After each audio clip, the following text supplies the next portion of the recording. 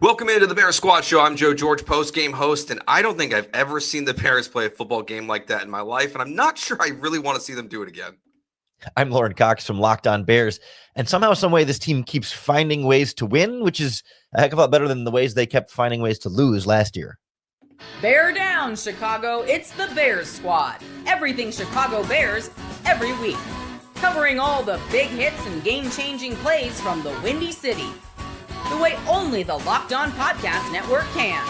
From Soldier Field to the next great chapter, the Bears Squad Show starts now. Welcome into the Bears Squad Show. Joe George, Lauren Cox here with you for the next hour as the Bears win an absolutely insane football game. Final score 47-42. We've got 2 touchdowns in 59 seconds from the Bengals. A huge response. Manungai goes off in this game. Special teams, defensive issues. Caleb Williams caught a touchdown in this game. Got a little bit of everything in this one, Lauren. Look, I know it's not our job to be speechless here, but I'm like almost struggling for words of what we just watched. That was a bizarre, awesome football game.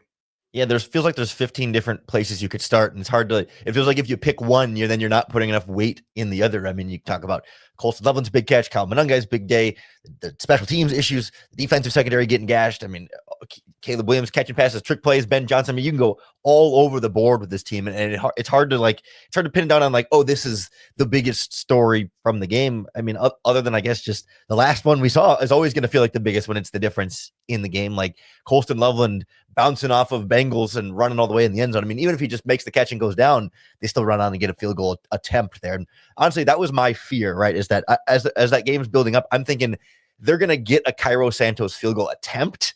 And I don't know if I trust that it's going to go in. So it was nice to not even have to worry about that and just see him go all the way in the end zone.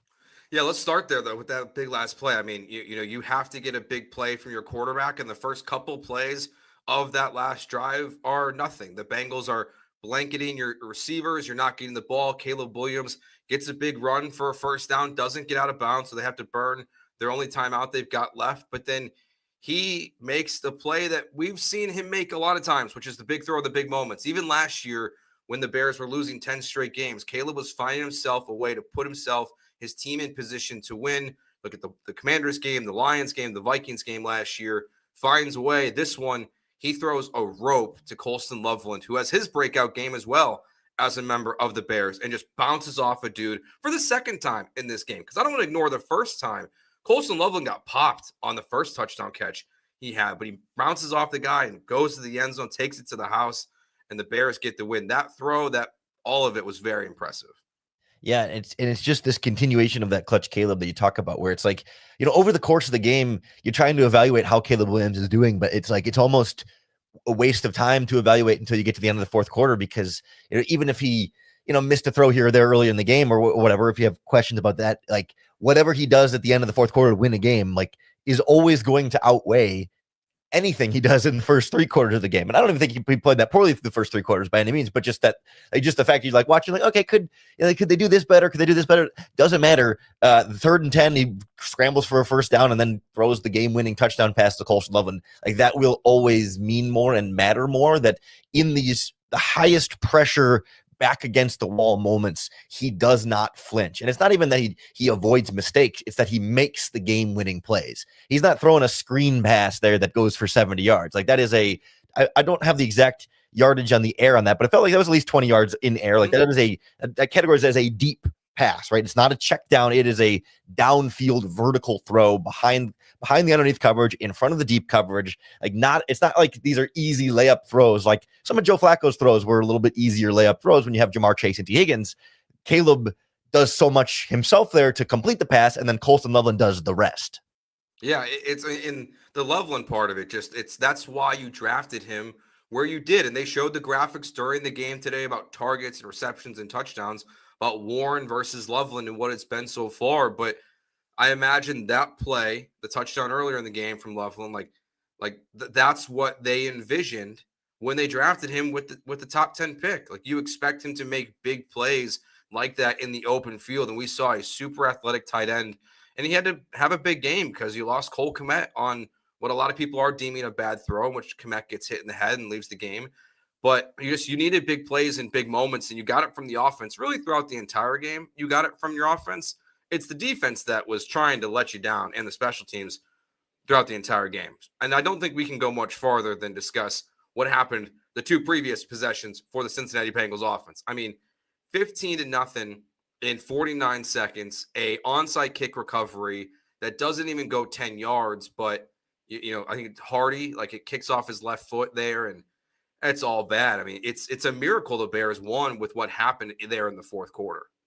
Yeah, it felt like the defense, like not that the defense had been playing. I mean, they didn't play good all game, but like somehow it felt even worse in those last two drives. Like I don't understand how everything was that much more open in the stretch. Like it felt like a taking the foot off the gas and just kind of like, oh well, we're up 2 scores. Like we can let him have this catch or let him have that catch. All of a sudden it's touchdown, outside kick, touchdown, and you're like, wait a minute, what just happened? Like the lack of a pass rush there on Joe Flacco was abysmal down the stretch. I know they got a couple of sacks and a strip sack turnover on him earlier in the game, but like big picture, they did not pressure him nearly enough in this game. And certainly down the stretch on those plays, 4-man rush, just kind of sitting back, a lot of 2-man that they said, okay, they don't want to get beat deep. I get that. But when you're putting TJ Edwards in man-to-man coverage on a running back out of the backfield, that's not a great matchup for you. And when you've got Jamar Chase in man-to-man coverage or T. Higgins against Nick McLeod on one side or Deshaun Wright on one side, I know the safety help over top makes it so it's not exactly one-on-one, but when they're working over the middle of the field,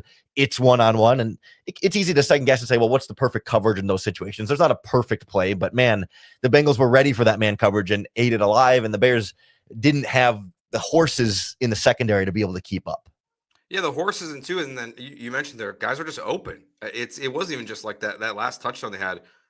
Where's Jaquan Brisker at? Like he's going to the sideline, I guess, to cover the receiver. The other receiver was Chase and Higgins, whoever was on the right side there, but just a wide receiver wide open in the middle of the field. And Chase Brown really kept the Bengals in this game in the fourth quarter. He was a nothing burger for most of this game, and then all of a sudden, I feel like he was just getting the ball every single play there, and was a huge reason why they were moving up and down the field. Like that's to me is, even though the Bears won and it's exciting, we'll talk about more of the good stuff as we continue, because as Lauren said, there's so much to go through.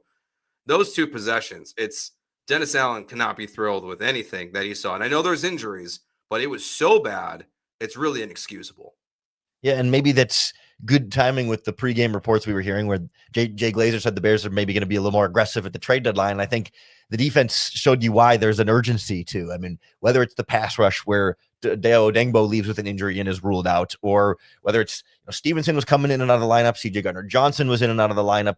They were rotating Nick McLeod in both spots, and even Deshaun Wright came out for a little bit. I don't know how much of that was purely health-based or some of it was performance-based there, but it was just not that we knew there was deficiencies there, but they were particularly exposed against Jamar Chase and T. Higgins in something that we expected coming into this game. And honestly, like they did fine for the first half, but then like it was just weird to see guys like, I can't pronounce Asivius or whatever, the back of the end zone, but then Hudson had a big 23-yard pass. Tinsley had a 27-yard pass. Like that is what tells you this is not just a story of it's Higgins and Chase being better than your guys. It's no, your guys are bad because even the Bengals number 3 or 4 or 5 receivers are getting big catches, not big games, but big catches against your secondary.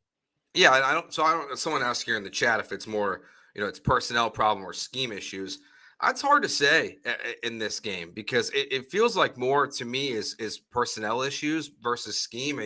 Just to have so many open guys, like you're not calling a defense that's allowing all these open guys over the middle and to the left, like deep down the field constantly. And you also just, some of them got flat out beat. T. Higgins specifically today, his 2 touchdowns. It's just, that's a elite wide receiver who gets overshadowed by the other guy on his team.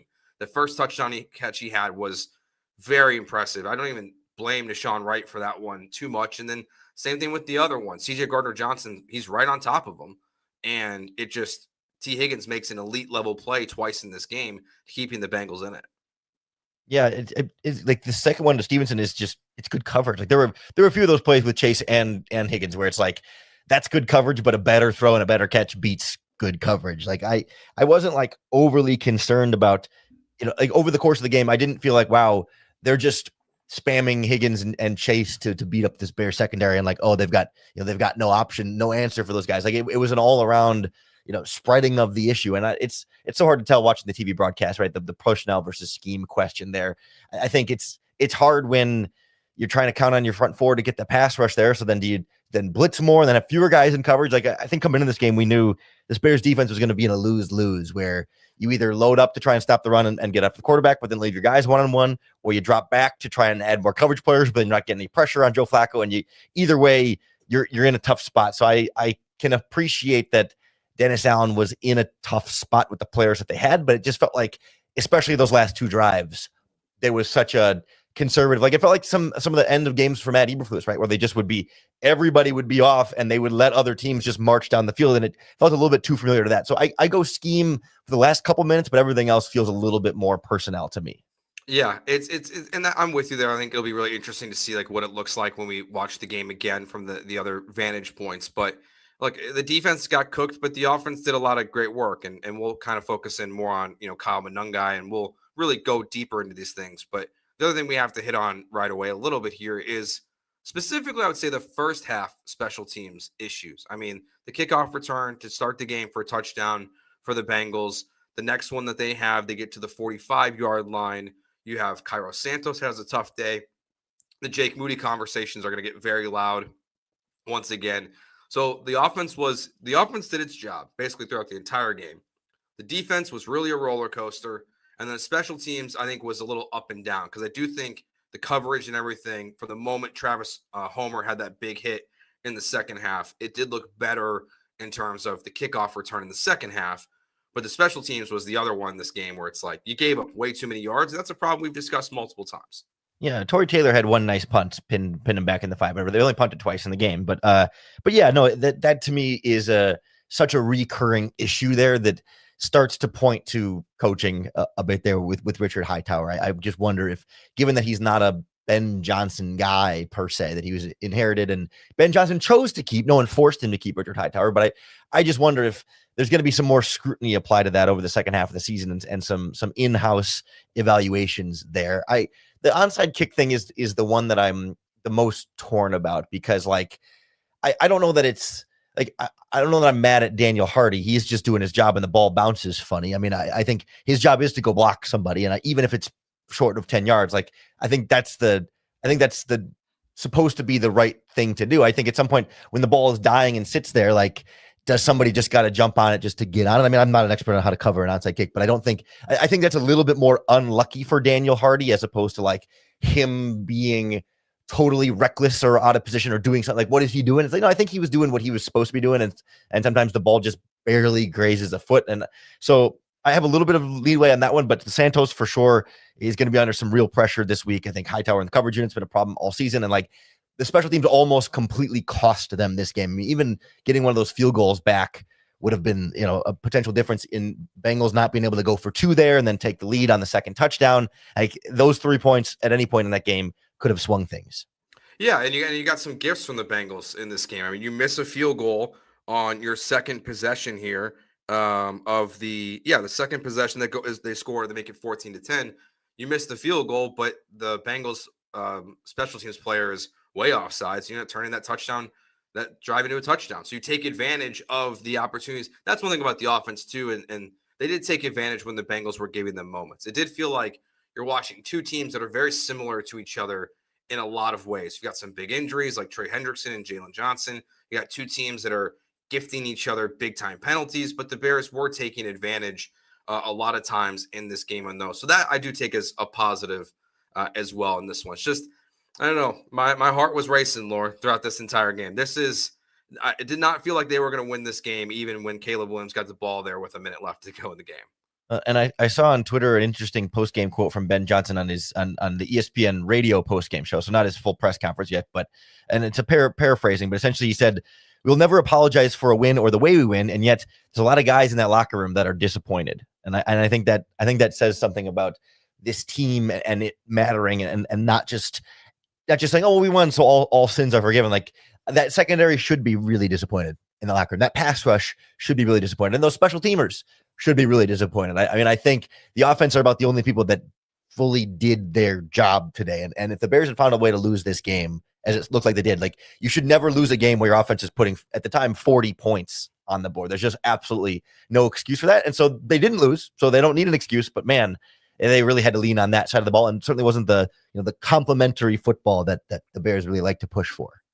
I'll throw in Roma Dunze into that category as well, of players that are going to be disappointed with themselves. All right. Theo Benedict. We haven't talked about Kyle Manungai yet, of everything that happened in this game. So we'll take our first break. We'll talk about what we saw. DeAndre Swift out for this game. Kyle Manungai comes in, rushes for 176 yards as his first time as the Bears' #1 running back. We'll get to that next year on the Bears Squad Show.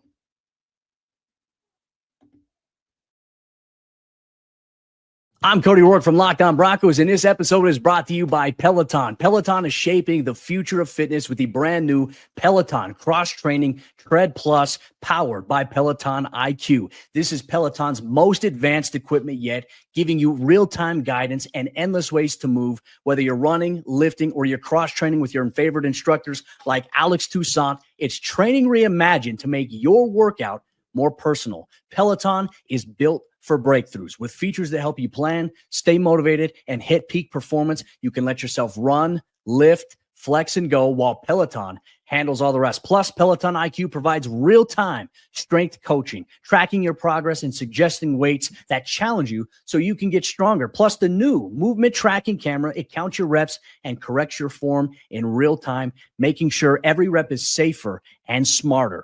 So let yourself run, lift, flex, push, and go. Explore the new Peloton Cross-Training Tread Plus at onepeloton.com.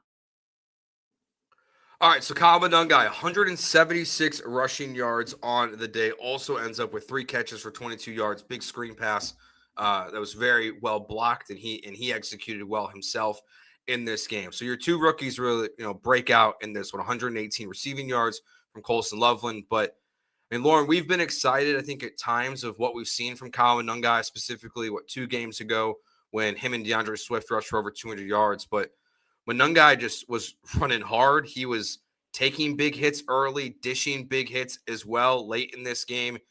What did you see from him and making of this performance from a 7th-round pick?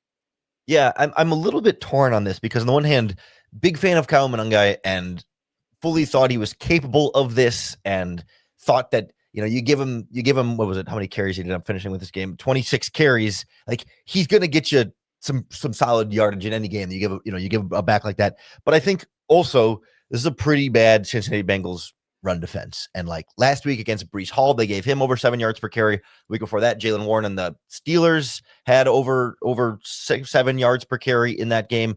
And so like, I do think to some extent when you add in that Britton Brown had some big runs in this game, I'm not sure that this was purely Kyle Manungai being the world's best running back. Now, he generated a lot of yards after contact and created a bunch of plays on his own. He certainly did a lot of good in this game, but this wasn't like, oh my gosh, he is now going to be 1,000-yard running back if you make him the starter next season. It was like, oh no, he's capable of carrying the rocket and you can be that lead guy in a pinch, but like, this is kind of just more like confirmation of what we knew he was, as opposed to like him emerging as something way greater and more destined for greatness than we had ever thought he possible.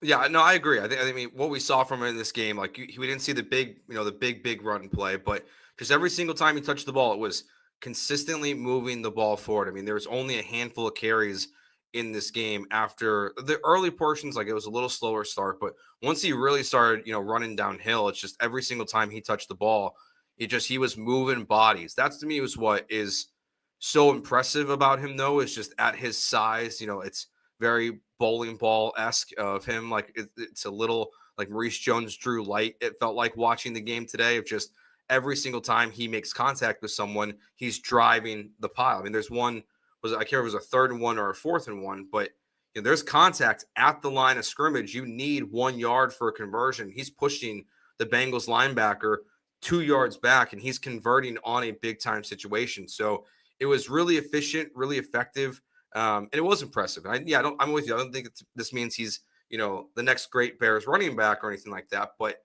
you knew this Bengals defense, as you pointed out, was terrible against the run, and they took advantage. And there was 2 rushing touchdowns, and he didn't get either of them. DJ Moore got one of them, and then Brooks got the other one. I will say my favorite play from Brooks, yes, the touchdown was great, but the dive, Brown, duh. Britton Brown. I don't know why I keep saying, see, we don't know who he is. But the dive over the pile for the first down, I love that play too. Yeah, no, I think this game, the bigger long-term takeaway for me is like when Ben Johnson's willing to hand it off to Manungai 26 times and Brown 5 times, like to be able to just say, hey, we're going to give this to running backs 30 times in a game, sticking to it when it's working, continuing to lean on it and make that a focal point of the offense. Like, and trusting that whether it's Monangai or DeAndre Swift. Like we saw him do that with Swift. It was at the Commanders game or the Saints game a couple weeks ago when they just ran the ball over and over and over again and leaned to that. But for him to be able to kind of have that trust in Manungai and even Britton Brown in this game and his offensive line to be able to keep rushing that forward and keep making that a focal point of the offense, I think that was such a critical effort to keep your defense on the sidelines and keep Joe Flacco on the sidelines to be able to lean on that. And I think the time of possession ended up evening out a little bit more, but the Bears still had 34 to the Bengals 25. Like they did control this clock a bit more, and certainly credit to Manungai for being able to take the 3 or 4 yards of space the offensive line gives him and then make that into 7 or 8 yards for sure. But also Ben Johnson being able to stick with that, I think is a critical factor in this game.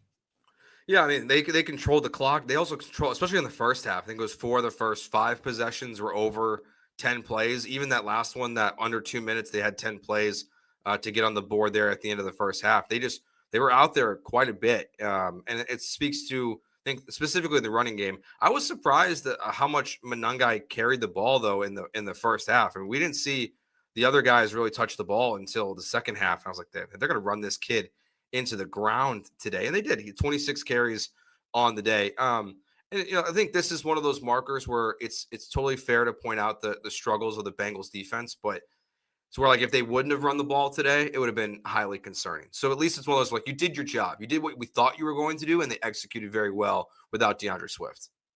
Yeah, no, 100% there. I'm also glad they didn't like try and force Travis Homer into the It's something that Britton Brown comes out of the practice squad and gets, was it 5 carries and 37 yards, and Travis Homer doesn't get a single carry in this game. And also like not forcing the DJ Moore backfield role too much there. I mean, especially with everyone being banged up at practice this week, Dunze missing practice and Moore missing practice and everything, like not exposing him to extra hits and extra contact. Like that to me was also a really big factor in this game.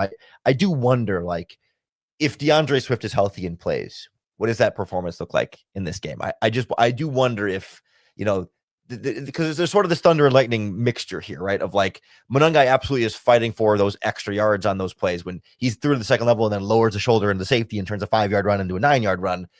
And I think you're not getting that from DeAndre Swift. But then if Swift gets those first 4 yards for free, is he breaking free into the secondary? And is this a game where power is more beneficial to create those yards after contact, or where speed is breaking free even more longer runs here? I think it'd be fun to see as the season goes on how Ben Johnson balances those two guys. Yeah, I mean, because it was clear like the Bengals can't tackle. I mean, they proved it on the Coleston Loveland play and throughout this entire game with, Caleb in space looked good in this one. I'm curious, like as we're talking about the run game here, we saw Caleb have a couple big runs in this one. I mean, if you listen to Adam Archuleta, he thinks Caleb Williams could have run for 10 to 15 yards every single time he left the pocket. So it was a little extreme. Like every single time he said he should have run there, could have got 10 to 15 yards. I'm like, Adam, he's not getting that every single time. But would you have liked to see Caleb run more in this game, or do you feel like it was plenty enough? It's so hard to tell without seeing the all 22, because like it did feel like there were too many times when he is holding onto the ball. And I think Archuleta is right in terms of like be a little bit more decisive about it, but that decision doesn't always have to be run. I think it's tricky to see. I find it a little bit hard to believe that like the Cincinnati Bengals 32nd ranked defense had all these good Bears receivers covered all across the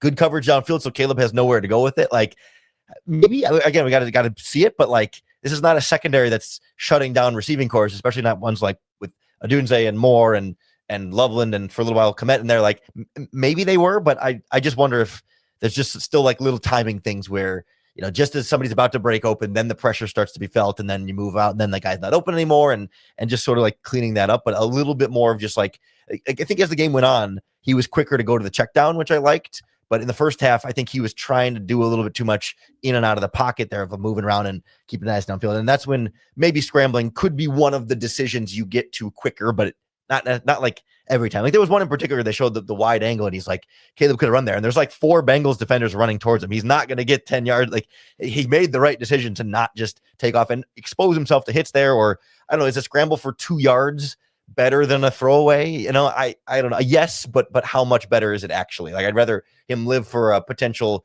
downfield pass that could be more than take 2 yards and make it 2nd and 8 instead of 2nd and 10. Yeah, especially when we saw multiple times in this game, Caleb was getting up pretty gingerly. I mean, whether that was from running plays or just getting hit in the backfield, like he took a beating a little bit in this one. I don't think he was sacked a ton in this game, but it felt like on the ground pretty often in this game. So that's where I get wanting to run, and he's normally pretty good about sliding. I would have liked to see him try to get, go out of bounds. Obviously, it doesn't bite them in the end. They burn that timeout, but that could have been one of those moments where if he doesn't, if Coleston doesn't break free for the touchdown, maybe you say, hey, it'd be nice if the Bears slid that timeout if Caleb Williams would have run out of bounds. But again, we don't have the all 22 yet. So it might have been, more Bengals defenders there on that sideline than it looked like in the moment. And that's another one of these things with the running here, that it's another one of these, like, he can't win, because if he goes one read and then takes off running every time, he's going to get criticized for, like, well, he's running too much. He's running too quick.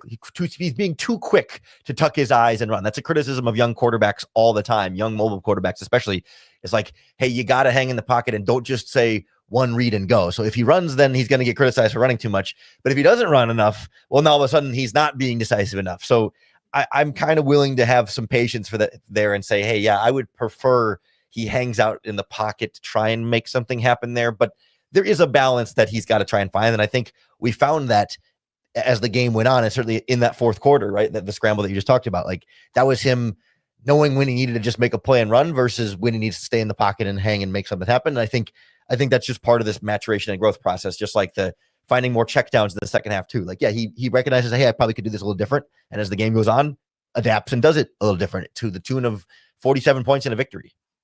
We'll talk more about Caleb and the Ben Johnson trick play galores, all the trick plays we saw in this game. But I'm curious before we go to break, what you make of Rome Odunze's performance in this game. He's dealing with the heel injury that's been bothering him all year, I guess, and held him out of practice for at least one day this week, limited another practice. But he has 2 drops that are crucial. One, the trick play that we'll hit on more in the next segment, but he catches the pass from Cole Kmet drops it. And then the touchdown, while it wasn't the perfect throw and might have been tipped at the line of scrimmage, it's a touchdown. It's a touchdown catch. Like you got to make it. You expect, if Joe Flacco had the exact same throw, I expect T. Higgins and Jamar Chase to make it. So Rome Odunze completely shut out from performing in this game. No catches on the day. I'm just curious what you thought on Rome's day overall. Yeah, it's definitely surprising, like, first and foremost, that he only gets 3 targets when Caleb Williams attempts 35 passes in this game. But then, it's kind of the same story with him. Like, if you're going to be a top 10 pick wide receiver, you make the tough ones. You make the tough catches. And yeah, you mentioned the injury, but like the hands and wrists aren't injured. And the ball is, we'll say catchable, even if not pinpoint, like not a great pass, but 2 catchable passes. You got to be able to hold on to those if you want to be. I mean, I know we're still a couple years away from, like, when you start talking about big contract extensions at the end of your rookie deal. Do you want to get paid like T. Higgins and Jamar Chase? Then you make those catches. And if you can't make those catches, it makes the decision a lot more difficult for the Bears, and the market becomes more challenging there. And I'm still at the point, certainly, we're halfway through Rome Odunze's second season. Like, he doesn't need to be the perfect receiver who catches absolutely every ball thrown at him, no matter how close it is. Like, he's allowed to make some mistakes, but they've been adding up where it feels like every game now I'm expecting he's going to drop one that he should catch. And in this one, I think there were 2. You're right. And I guess I'm just surprised that he didn't get more opportunities beyond that, because certainly it wasn't like they were intentionally not throwing him the ball because he dropped those passes, right? I don't think it was like, we're demoting him or whatever at receiver. It was just like Caleb, he kept having to work the middle of the field a little bit more, so it went a lot to Zacchaeus and the tight ends for whatever reason, or checking down to running backs. And neither, DJ Moore didn't have a ton of options in this game either. He finished with, I guess, 6 targets, but still, like, he was 3rd behind Zacchaeus and Loveland here. And Manungai even had 5 out of the backfield. So it just wasn't a very wide receiver, like outside wide receiver heavy type of game. And when you put up 47 points, I don't think anyone's going to turn and say, oh, well, they did it wrong on offense, not getting it to those guys. It worked. So Odunze and Moore would have nothing to complain about. All right, let's talk about what we saw from Ben Johnson in this game because he was in his bag, especially early in this game on that first drive. We saw 3 trick plays in this game that all stand out, or not like 4 trick plays actually that all stand out in this game. We'll get to those next year and what we saw from Caleb Williams here on the Bears Squad Show. Today's show is brought to you by Supply House. When the opening whistle blows on a new repair, get your crew moving forward with Supply House. Order today and see parts on your doorstep tomorrow. Over 280,000 plumbing, HVAC, and electrical items from the most trusted brands in the business. Their real-time inventory and honest lead times keep you from punting projects, while their industry-leading customer service always has your blind side covered. Need parts fast for a project? Supply House has next-day delivery. Talk about a game changer. And their Trademaster perks, like priority shipping and dedicated support, make the whole process smoother. Join the free Trademaster program today and score serious perks like priority shipping, lower prices, and a dedicated support line. Visit supplyhouse.com to sign up for free and use promo code SHNFL5 for 5% off your first order. That's supplyhouse.com. Real people, real service. All right, Lauren. So on the first drive alone, we see the Cole Kmet pass. That's a double pass. We see a double pass later in the game from Tyson Bagent to Caleb Williams for a long reception. You get the Chicago special because it's a little bit different than the Philly special. It's even different than the one we saw, Matt Nagy run years ago. But that ends up with a Caleb Williams receiving touchdown. So Ben Johnson pulling out all the stops in this one, Lauren. Yeah, and certainly it's a nice validation of like, oh yeah, we know Ben Johnson can do that. We haven't seen him do it a ton in Chicago, but like it's just sort of nice to see it work with these guys because there's the coach drawing it up, and then there's the players actually being able to execute a trick play. And when the trick play is having players do unconventional things that they might not normally do, DJ Moore doesn't throw a lot of passes, for example, or Tyson Bagent doesn't catch a lot of passes nor Caleb. You still got to see the players be able to do it, to see the coaching staff be able to teach it, not only draw it up, but then teach it and then have the players execute it. Like those are underrated aspects of all of this that, yeah, any of us can sit at home on our whiteboard and draw up the most convoluted trick play ever in the world, but like having them actually perform it well is another story.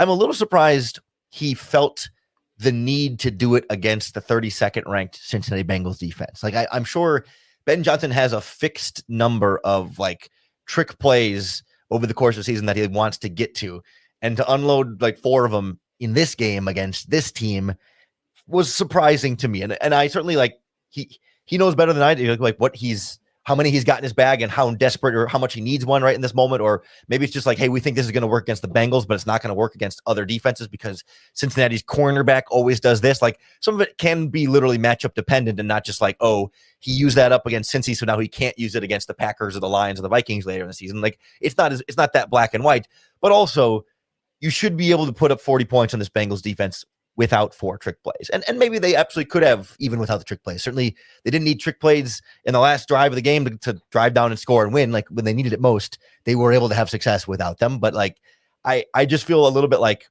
is this the week to unload everything you had? Not everything, but to go so over the top in a bunch of trick plays. Like I would have, if it was possible, I would have preferred to save them for more important games or games against better defenses where you're not getting anything going on offense, so you need this to be a spark. Like you were running the ball fine all game. I didn't feel like they were necessary, even though they were super successful and good to see.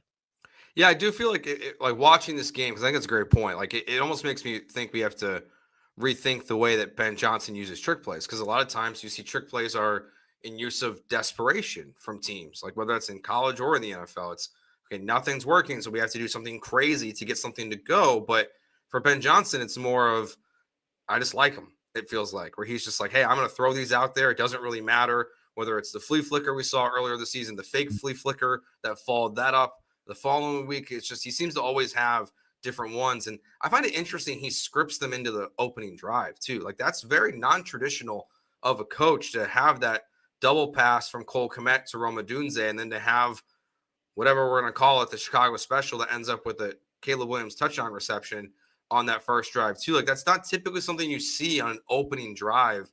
So it just makes me wonder, like, if we have to rethink almost everything we know about trick plays now, because they're fun and they execute it. The other thing I think too is I think it does speak to the belief that Ben Johnson has in this offense, because he did reference in one of his first press conferences that stuff is fun. He was asked about the fake trip play by Jared Goff, and he was like, we have to do the simple things first before we really expand and go to all the crazy things that he has in his brain.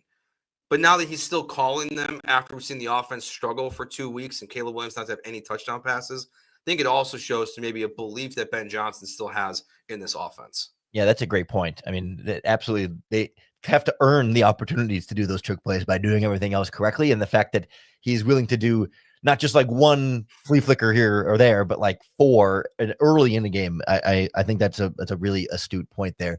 And I agree about trying to like recalibrate the evaluation of like when and how to use trick plays. Cause I could see like, I can kind of see it both ways on the early drives where on the one hand, it's like, doesn't it kind of disrupt the quarterback's rhythm a little bit when you go to the trick play there, when you're like early, aren't you trying to kind of get him rolling out of the gates? And on the other hand, I can see, well, maybe you do it early before he's halfway through the game that he's in, he's really rolling through, and maybe you don't want to disrupt it later. Like you'd kind of rather sprinkle it in at the start before you've really gotten settled in, before the defense has really fully settled in. So I can absolutely see it both ways. And I distinctly had the feeling when we saw the few on those first opening drives of like, there's a Bears hater out there, or a Caleb Williams hater out there saying, oh, see, Ben Johnson's taking it out of the hands of his quarterback. He's having anybody but Caleb Williams throw these passes. He must not trust Caleb Williams if he's having Tyson Bagent throw and DJ Moore throw in this game. And obviously, it couldn't be anything farther from the truth, especially as we see how the game ends.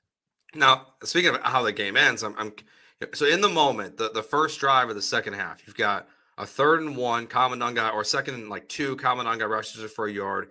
And Caleb Williams puts the guy in motion as the clock is pretty much hitting 0. I think it was Loveland there. And the Bears get a delay a game. They overcome it by, Caleb throwing the first touchdown of the day to Coleston Loveland. In my notes, I have, why did you not call a timeout? Now, thankfully they didn't, because they needed that timeout there in the fourth quarter. But I was surprised that we didn't see Ben Johnson, that it was so clear that a delay game was happening on the 1-yard line, that he did not call a timeout in that moment. I think going forward, I would like to see him call it there of like, bail out your offense.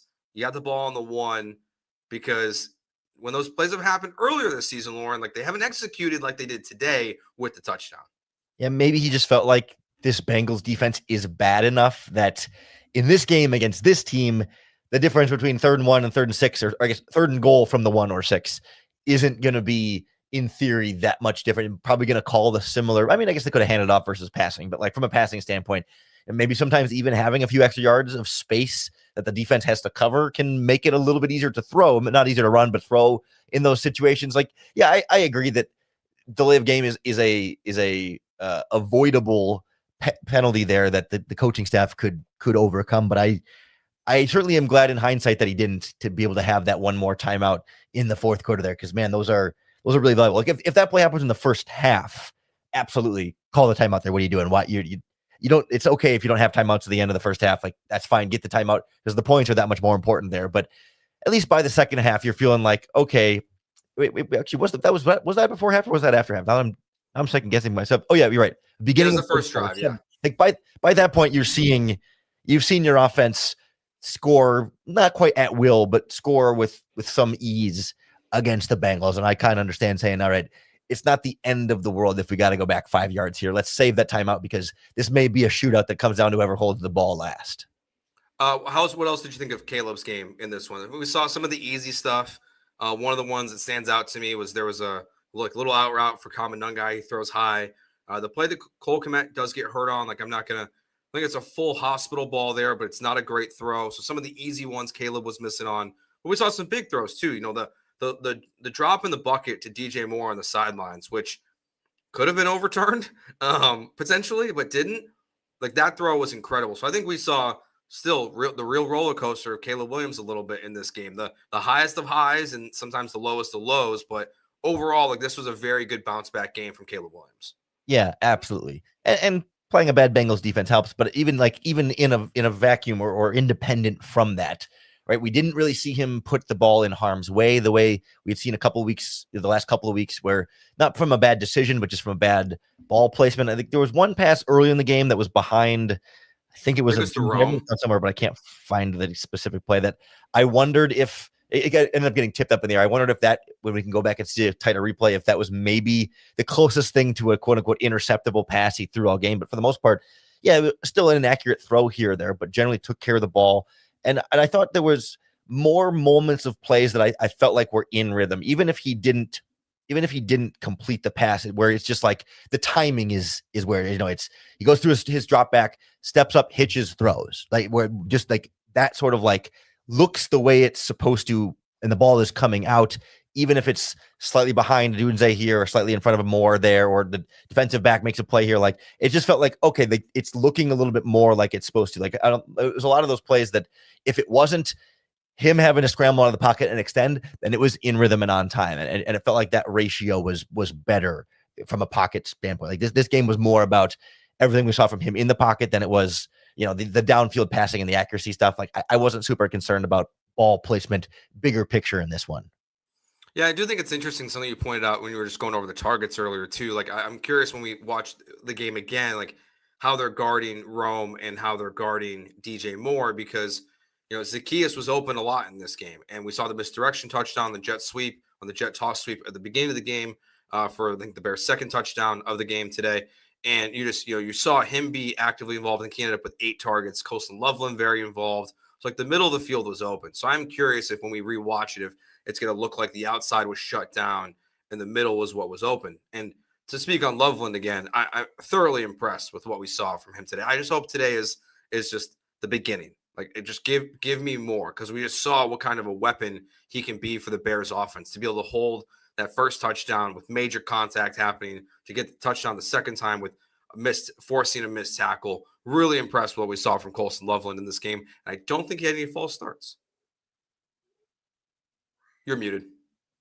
I was really worried on that last drive, or the second to last drive, when the Bears had the lead and then had with 3 runs and punted, and there was that false start backed up by their own goal line that was on and bended. I thought it was Loveland. I was like, of course, we couldn't get to the end of the fourth quarter of this game without getting that one Coleston Loveland false start, but he didn't. And credit to him and credit to the Bears. I mean, 7 penalties is a step forward. 7 penalties for 43 yards is not good enough, but a step forward overall. But no, from a Loveland standpoint, I mean, him being able to work the seam the way he did. I mean, even that last catch, he kind of bends it to the outside before breaking it to the inside. There's a veteran savviness from him as a rookie already that is impressive to see. And for him to also be as effective of a blocker as he is, like, you can see why the Bears preferred him to Tyler Warren. I'm not here to say that he's better than Tyler Warren today or anything like that, but like, for all the pearl clutching and hand wringing there's been about him having a big season as the number 1 guy in Indianapolis, while Loveland has been a little quieter as a backup tight end in Chicago, like, you're seeing the traits and the skill sets start to leak through as the opportunities get bigger for Loveland. I think if you had given Coleston Loveland all the opportunities Tyler Warren has had, for example, you might be talking a little differently about both of those tight ends head to head. Yeah, again, I want to see more of it. Like, he doesn't need to be the amount of targets that Tyler Warren's had in Indianapolis, because there's a lot more targets to go around, I would say, in Chicago versus in Indy right now. But just give me more Coleston Loveland at this point. So, like, this was a great day for the offense. There's really only, what you said, 2 punts in this game. So, like, they controlled the ball well, they ran it well. The biggest issues in this game were defense and special teams. We'll circle back on those in the final segment, because there's still a lot to get through within both of those units. And I think some serious questions about people's jobs after this game, from coaches to players. We'll get to that next year on the Bears Squad Show. The Bears Squad Show is brought to you by FanDuel Sportsbook. We've been loving the NFL season, but now the NBA is back, and there's no better place to get in on the action than FanDuel, the official sports betting partner of the NBA. Because even if you missed the start of the game or you want to ride the hot hand, FanDuel has live bets on everything from who will score next to fourth quarter comebacks. Plus, you can even combine your live bets into a same game parlay for a shot at a bigger payout. It keeps every game exciting, especially when your team is making that late push. Right now, FanDuel is giving new customers $300 in bonus bets when your first $5 bet wins. So head to FanDuel.com to sign up and play your game with FanDuel, the official sports betting partner of the NBA. All right, Lauren. So, Carlos Santos. Bad day. Bad day for Santos there.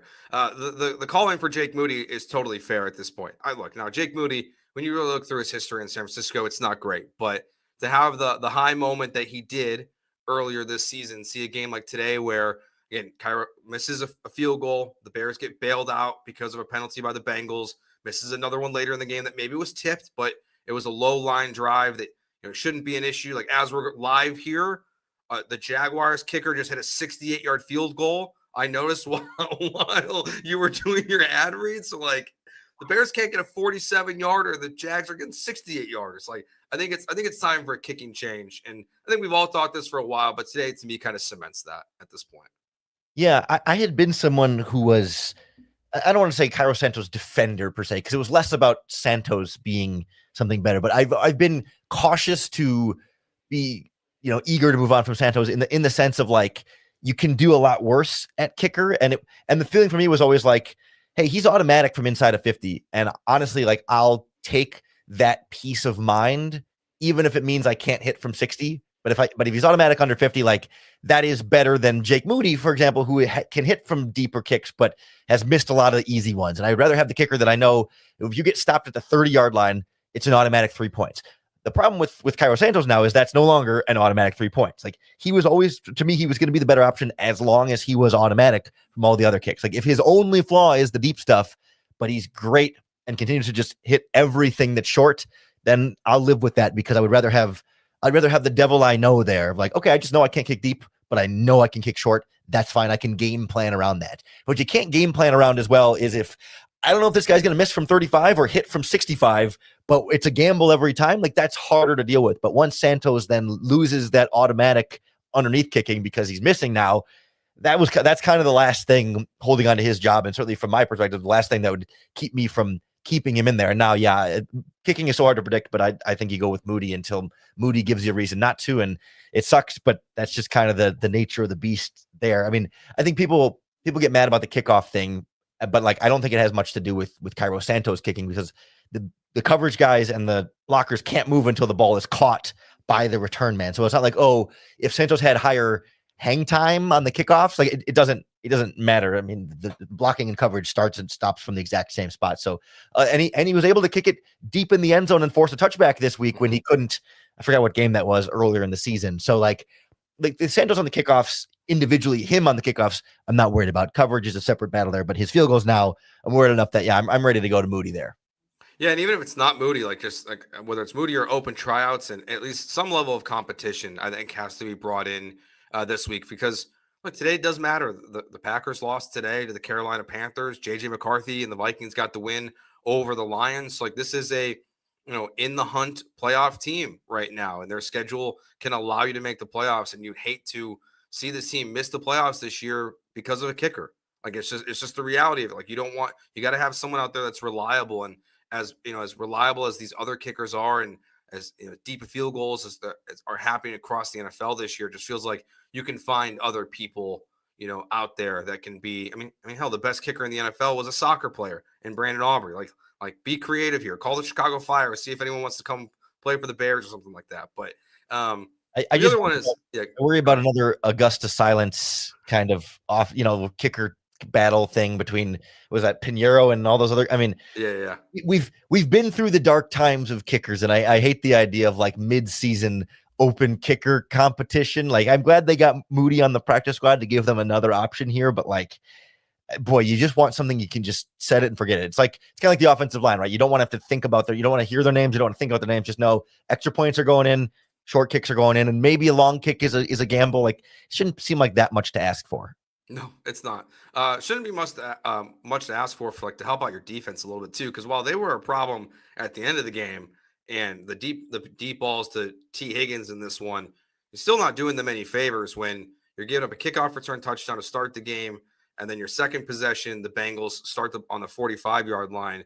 That to me is the other one where, again, I think it looked better in the second half. Like Homer had a big hit. It felt like at that point they controlled it a little bit different, but this has been a problem again all season where going back to the Raiders game, like you're giving these teams incredible field position. And even the one time you have a great return, it gets called back. So it's a tough unit right now. It's the one I'd be the most down on across the board is special teams today. And so much of that to me feels like it's got to fall on the special teams coordinator in large part because it's a lot of the same guys that are core special teams players from last year, right? It's one thing if you could say, well, there's been all this turnover or whatever, so it's not the guys Hightower wants. And there has been some turnover, of course. You're not keeping the bottom of your roster exactly the same, but I was just running through because I think my first instinct is, well, they have all these injuries, so maybe is that affecting who's out there on special teams, but like it's really not. It's a bunch of guys that were here last year. I know Josh Blackwell got hurt in this game, but Blackwell's been playing a lot of special teams. Jonathan Owens and Elijah Hicks, same safeties from last year. Noah Sewell's on special teams.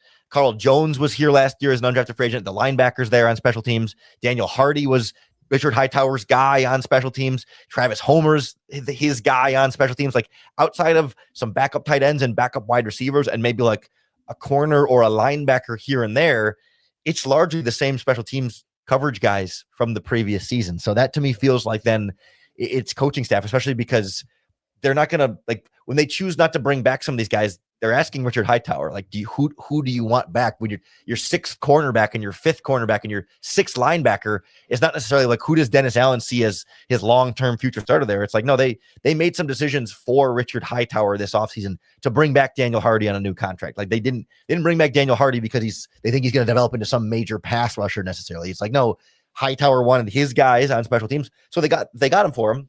But then when his guys aren't performing, then it comes back to him, especially when some of these guys were better last year on these same special teams units.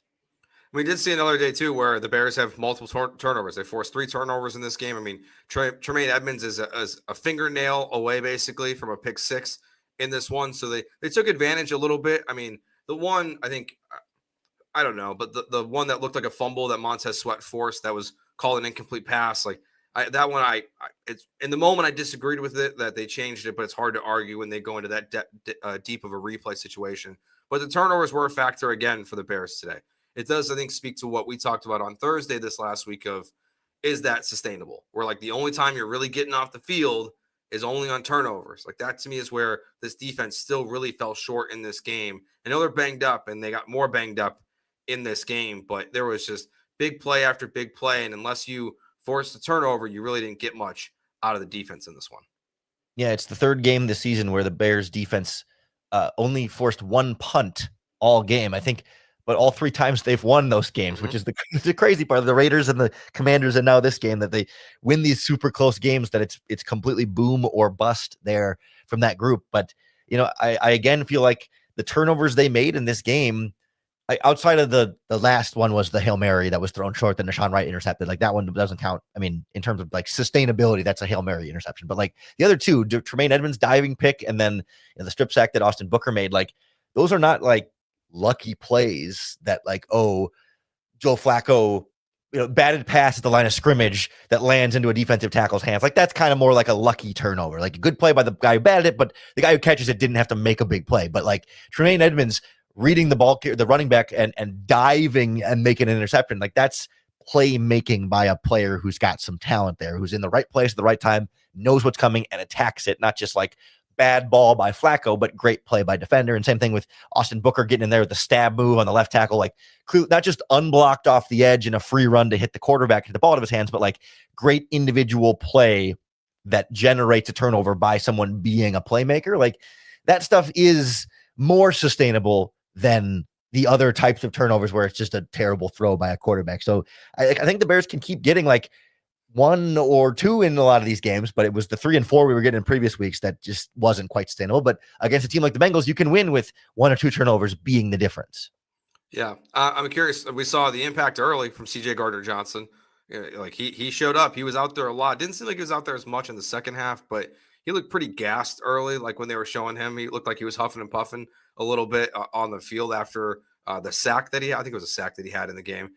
So what's your overall from what you saw from CJ Gardner-Johnson, his Bears debut? Yeah, it seemed like they were rotating him more in the second half. He ended up playing 41 snaps here, which was, the third most among cornerbacks, but Nick McLeod came in and played 37 snaps. So they rotated really all their cornerbacks, because Nashawn Wright played all 68 snaps, but then Stevenson only played 49 when he was banged up coming in and out. So it just kind of seemed like they were getting everybody involved there and trying to keep guys fresh.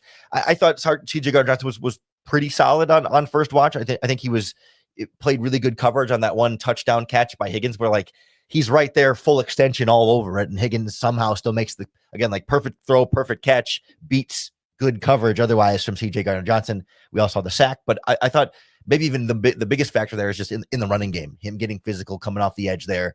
Like he's not quite Kyler Gordon in that regard, but a lot better than what we were seeing from Nick McLeod there, of just not being a total liability. He's not always like blowing up the block and even just sort of like lowering a shoulder and stonewalling a blocker just to kind of like not literally hold him from a grab standpoint, but just like keep him at bay is all you need to do. Just fill your gap and get blocked, but make sure that you're not giving him a bunch of space. Like he seemed to be more consistent in that department too.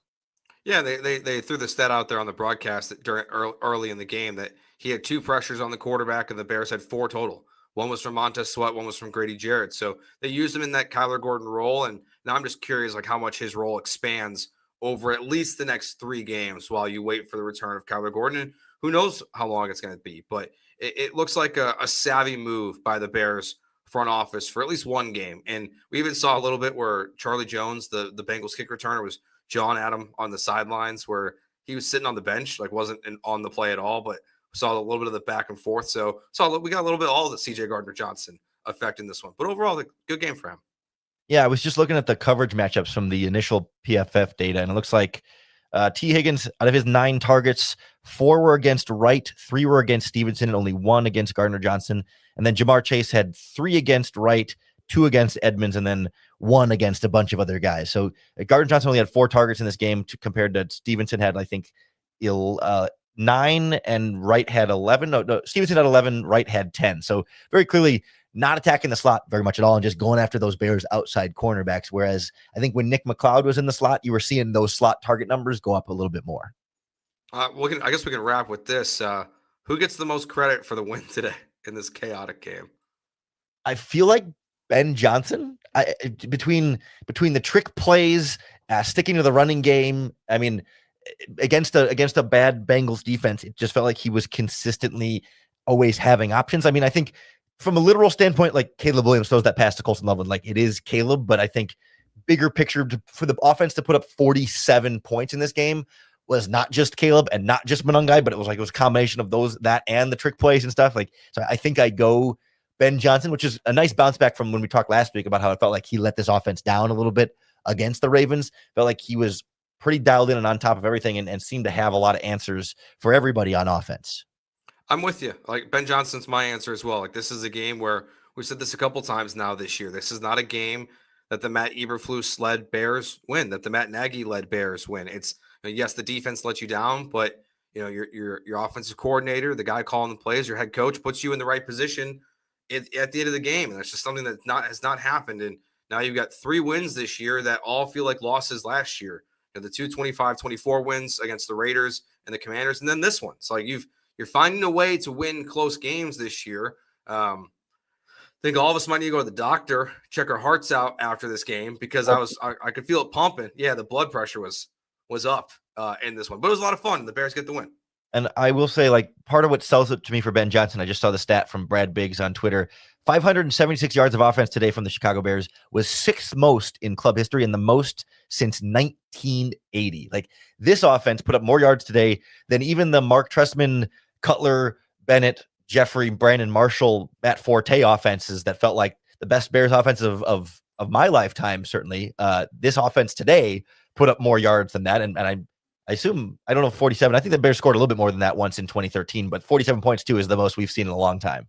Yeah, that's where even though the Bengals are terrible on defense, you can't take everything away from them because those historical numbers, like they do matter. You scored 91 points. I think my math is right between this game and the Cowboys game. Like those are things that even though you've played 2 terrible defenses, we haven't seen the Bears offense execute to this level in the past. So it was a fun one today. It was and we'll see what happens next because as Jake Laser said before the game started today, the Bears are being aggressive in terms of calling around for a pass rusher. So maybe some conversations will be held in Cincinnati before they get out of town about someone like Trey Hendrickson, who obviously was not in the game today. So that will do it for us today. Oh, go ahead, Lauren. I was just going to say, I was wondering if Hendrickson did play.